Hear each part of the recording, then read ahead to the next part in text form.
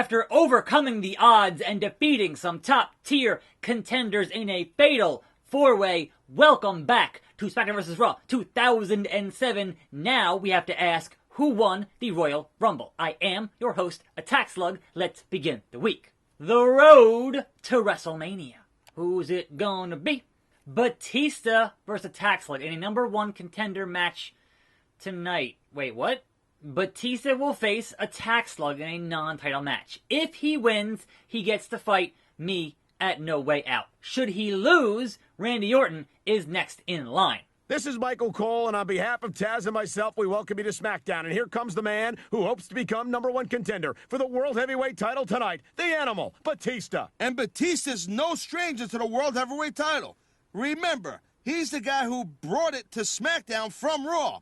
And from the looks of him, I'd say he's ready to get it back right here, right now.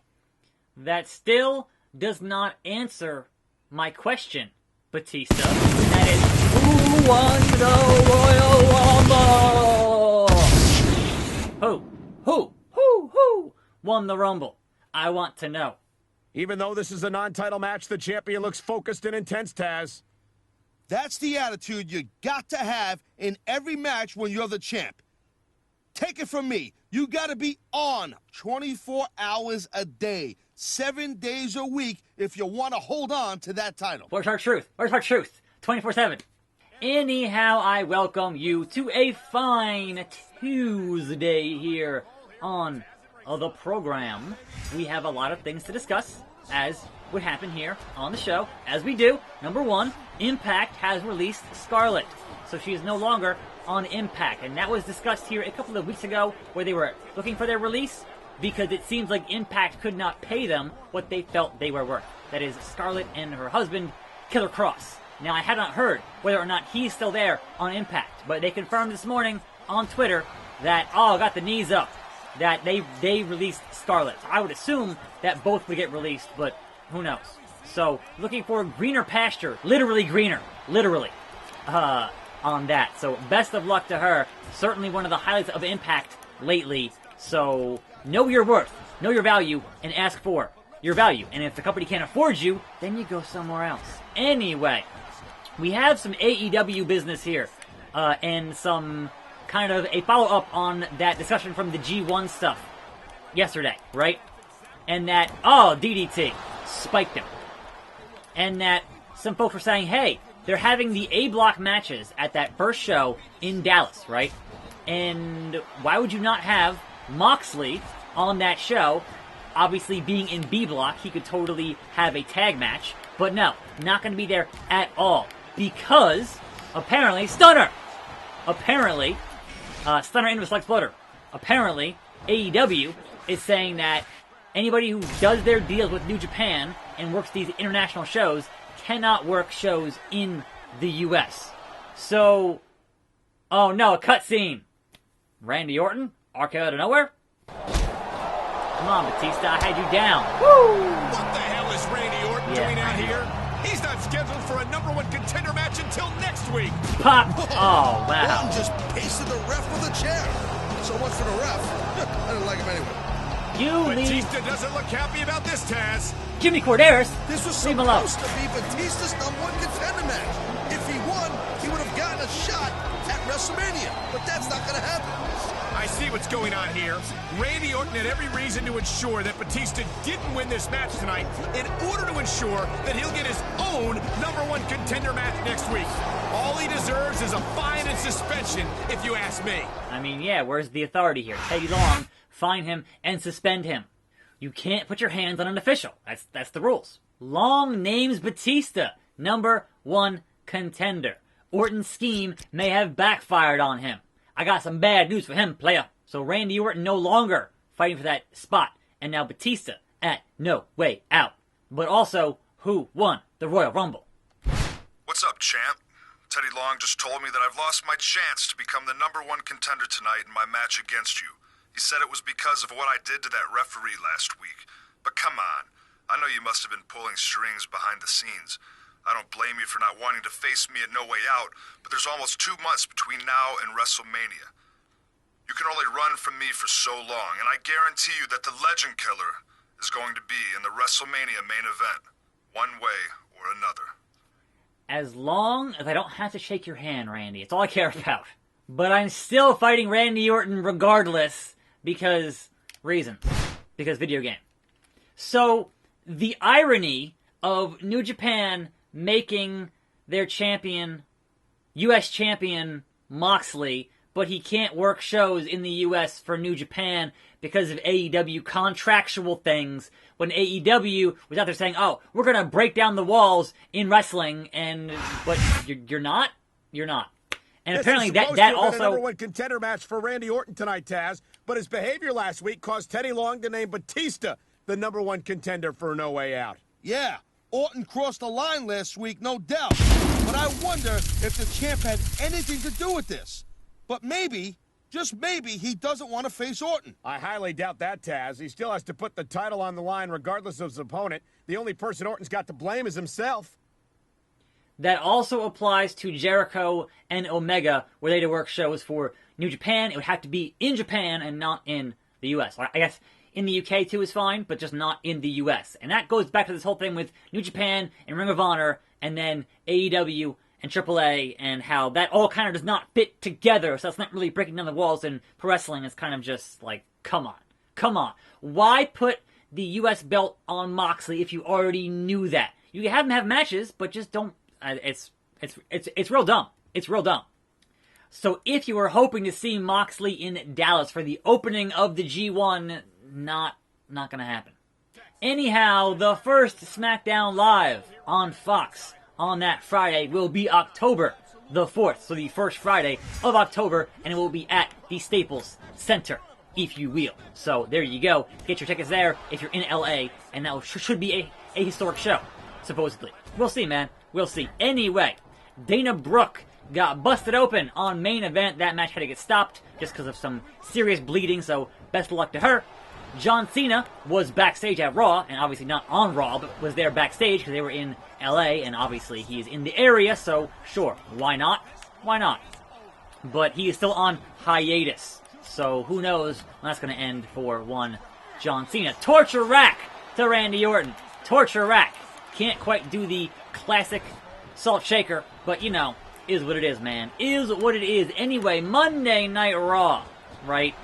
Seth Rollins is definitely wary of anybody who wants to be the special guest referee for the match with Baron Corbin at Stomping Grounds, and was attacking anybody who even thought about getting into that position. So, took out Elias, took out EC3, took out EY backstage. It was like 2014 Rollins with a chair hitting guys in the back, like the old heel Rollins and whatnot. So that was kind of funny, right? But the Fatal 5-Way to figure out who's going to fight Samoa Joe, they also turned it into elimination, which was not how it was originally announced, I don't think. Everyone's kind of assumed Fatal 5-Way. And man, how freaking strong is Cesaro? As they've said for a long time, pound for pound, the strongest dude in the company. He's ridiculous. Anyone picking up Braun Strowman like that, ridiculous. Boom! Driver. Tiger Driver, I think. And couldn't get the job done, though. Couldn't get it done on Randy Orton. He's got to be hurting there. I clicked it. I didn't hit down. You stupid controller. Stupid. Randy Orton style. Anyhow, Ricochet won that match. So Ricochet and Joe could be a barn burner, folks, this Sunday at Stomping Grounds. Hopefully a longer feud than just one match, because I think that could be excellent if given the time and the proper build and all that bit of weirdness, if you will. So, besides that, the Viking Raiders were on Raw, and I feel like I just said, hey, where are the Viking Raiders? They've been off TV for like weeks, and they're on Raw fighting jobbers. So, they did something with them? Like, that's at least something. It's not nothing. They were on TV. And that led to another amazing R-Truth bit of business in disguise in the front row. So, got out of that shipping crate, and was in disguise with Carmella in the front row. Good stuff. They continue to find ideas there that are amazing, and I hope it never stops. I hope it never stops, because it's just so good. And Randy, come on now, Randy. You gotta realize that I am the Slug, and I will put you in that crossface chicken wing. Don't think I won't. And immediately escapes. Immediately escapes. What a waste. What an absolute waste, Randy Orton. Woo! I chop you again. I chop you again. Nope, you reverse it, and then we'll get into this. Yep. And I'm just like, I don't even know why you bother, Randy Orton. Why do you even bother? I'm gonna stop mud hole and walk it dry. And now we click, and then we get reversed. All right, Randy, you're a bit tougher here than Batista, the Manimal. That's fine. Woo! We're gonna keep on doing it though. We're gonna keep on doing it though. In your dumb face. Anyway, they had McIntyre beating up Slater for reasons. Perhaps that'll go somewhere, perhaps it won't. But hey, more TV time for Heath Slater. I am all about it. That dude is way talented, and I enjoy his work quite a bit. Quite a bit. Anyway, Slug Exploder to Randy Orton. Now then, is that enough, or will we see Batista with a chair here? 1, 2, cutscene? No, just a 3 count. Sorry, Randy, you donezo. And still, non-title, but still, your world heavyweight champion! Doesn't Orton do any of his fighting during the match? I mean, he did, but Orton's really teeing off on the champ here. Someone's got to come out here and stop he's this. stomping a mud hole and walking it dry. And here comes the animal, Batista. He walks alone! Well, not for nothing. He's not in too much of a hurry. Former Evolution here exploding. Batista, pick up the pace a Am I gonna little. get the punt? No? Just the RKO out of nowhere. I mean, I saw it coming, but okay, sure, fine. That's fine. And Batista here to deliver a Batista bomb. Is Evolution starting to reform here? Is that our deal? Or just some respect? Batista just ran off Orton, but I think the damage might have been done. You Yeah. might be right, Taz. We'll have to find out what shape the champ is in next week. Why would he not give me a Batista bomb there? Like, that makes Orton pose. That's what I would have done. Hey, Batista!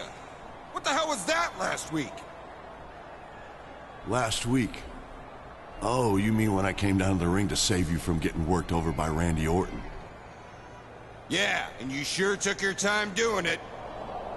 Wow, I guess that's gratitude for you. Listen, it's not like it's my job to keep you from getting your ass kicked. If you're dumb enough to turn your back on a guy like Orton, you deserve what you get. Besides, it's not like Orton's making my job at No Way Out any tougher.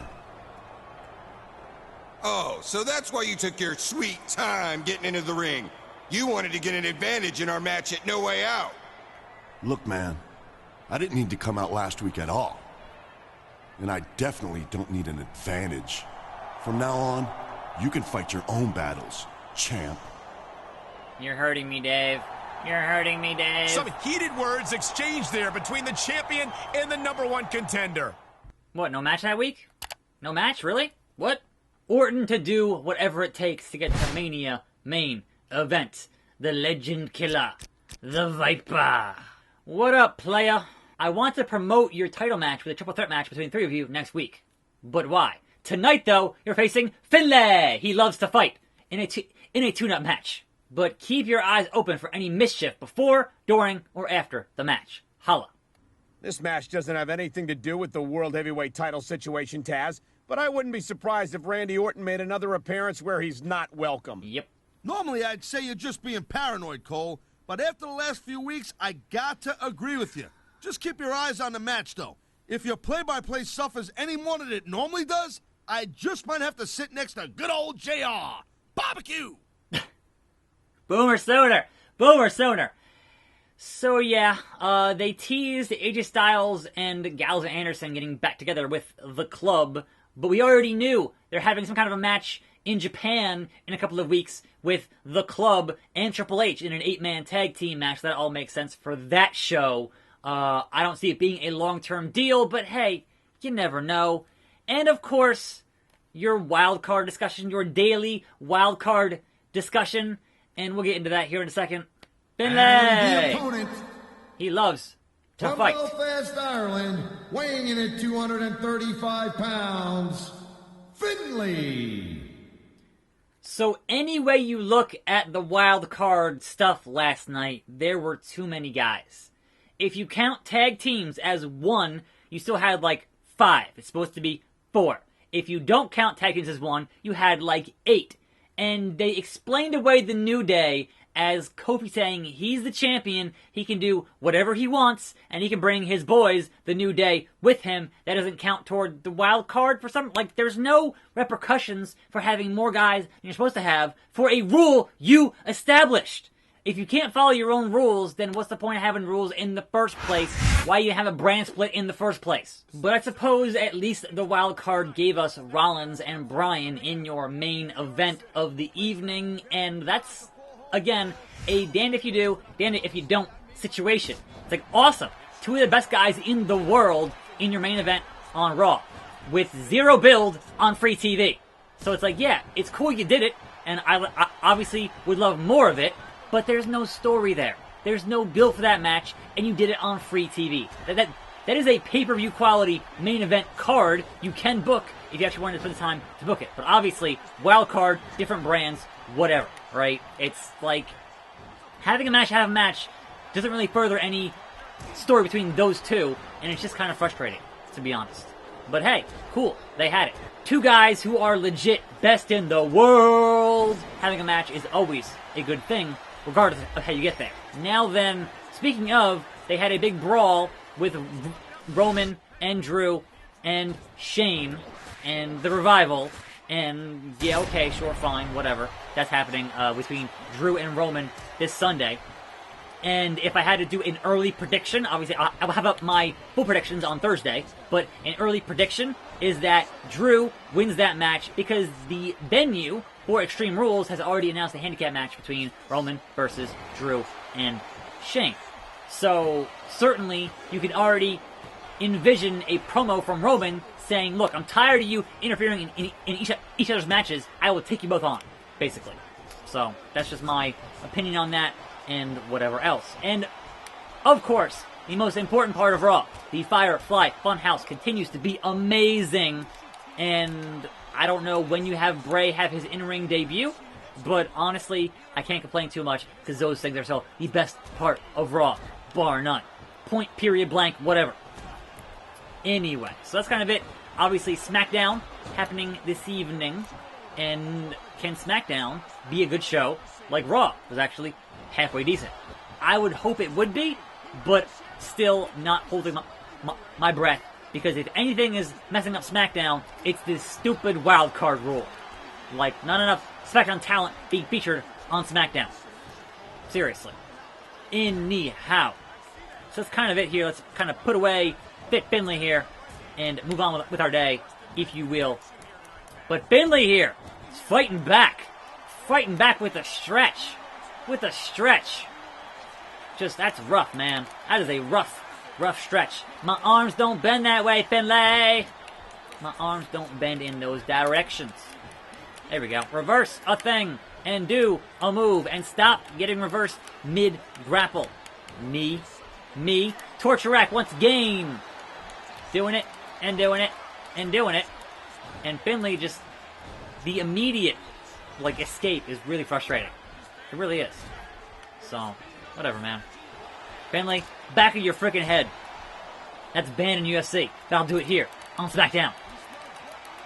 Yeah, they just get out really fast. It's really just annoying. Eat it, yeah! Finlay, get up. Get up, Finlay. Getting down to business. Okay. Let's see if we can't get Finlay with some kind of move here. And then pick him up. And then go for the modified. Boom. Back of your freaking neck, man. Boom. And then pin you from that, Finlay. Let's see you get up from that. Fit Finlay. 2. 3 count. Tune-up match. Attack Slug wins. And where... Well, what do you know? Looks like you were being paranoid after all. Orton getting show face after all. Oh, where? It's not paranoia if you really have to get to. Despite his absence here, I think you'd agree, but Randy Orton has certainly set his sights on the World Heavyweight Championship. Randy was too busy backstage shaking hands. Attack Slug, Batista, and Orton to meet in a triple threat match tonight, which will be on this show tomorrow. I'm Attack Slug. Thanks for watching. More videos on this channel. Tune in for those. See you then. And I'm out.